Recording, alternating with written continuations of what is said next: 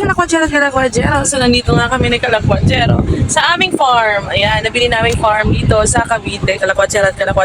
Sa wakas, nakabili na kami ng farm. Ayan, nandito kami ngayon sa aming farm. Ayan.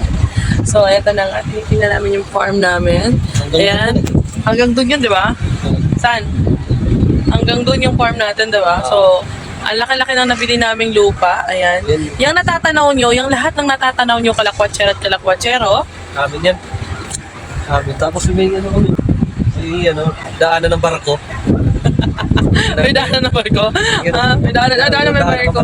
Tapos may ibon din tayong alaga dyan, ano? Yan. May mga ibon din kami mga alaga dito, Kalakwachero. Ito yung naipundar namin sa aming pagbablog. Ayan. Gusto nyo kumuha ng sili, punta na kayo dito. May sili kami, punta na lang kayo dito. Po, kung gusto niyo po ng sili, kumuha lang po kayo dito. May bayad po, kinikilo. Ayan po, ito po yung aming farm. Ayan, ito. Yung natatanaw nyo na po na lahat ng yan, ay hindi sa amin yan. Nangaangkin lang po talaga kami. Pangarap lang pala yung lahat. Nakangin lang pala kami.